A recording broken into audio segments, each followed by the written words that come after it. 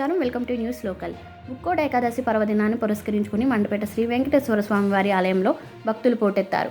స్వామివారిని ఉత్తర ద్వారం గుండా దర్శించుకుని తరించారు. భక్తులకు ఏ విధమైన అసౌకర్యం కలగకుండా ఆలయ ధర్మకర్తల మండలి కార్యనిర్వహణాధికారి ప్రత్యేక ఏర్పాట్లు చేశారు.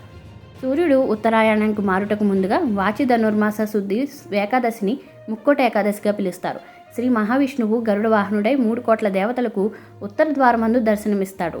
ముక్కోటి దేవతలు వైకుంఠపు ఉత్తర ద్వారం నుండి స్వామిని దర్శించుకుని ముక్తిని పొందుతారు. అందుచే ఉత్తర ద్వారం గుండా స్వామిని దర్శించుకుంటే మోక్షప్రాప్తి కలుగుతుందని ప్రతీతి.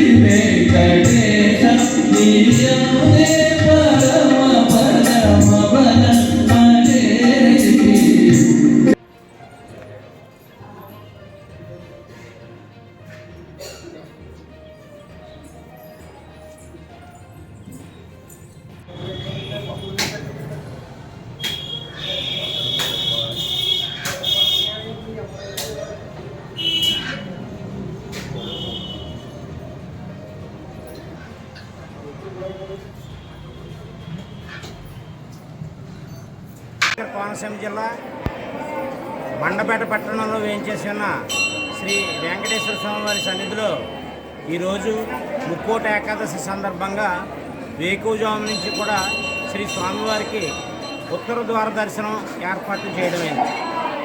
ఈ ఏర్పాట్లు మా ధర్మకర్తల మండలి చైర్మన్ గారు మరియు సభ్యులు, అదేవిధంగా ఆలయ అర్చకులు, దేవాలయ సిబ్బంది అందరం కలిసిమెలిసి ఏకస్తులమై పోలీసు వారి యొక్క సహాయ సహకారాలతో ఈ కార్యక్రమం అన్నీ కూడా దిగ్విజయంగా ఏ విధమైన ఇబ్బందులు లేకుండా క్యూ లైన్లు ఏర్పాట్లు చేసుకోవడం, భక్తులకి అతి తొందరగా శ్రీ స్వామివారి దర్శనం జరిగే విధంగా ఏర్పాటు చేయడం జరిగింది. ఈ ముఖ్యంగా శ్రీ స్వామివారి సన్నిధిలో ఈరోజు ప్రసాద వితరణ దాతలు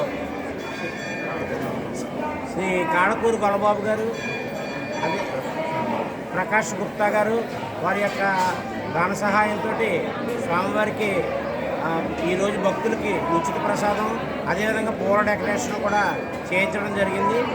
భక్తులు ఏ విధమైన ఇబ్బందులు లేకుండా అన్ని ఏర్పాట్లు చేయడం జరిగింది. క్యూ లైన్ కూడా గతం కంటే ఈ సంవత్సరం చాలా ఎక్కువగా ఏర్పాట్లు చేయడం జరిగింది.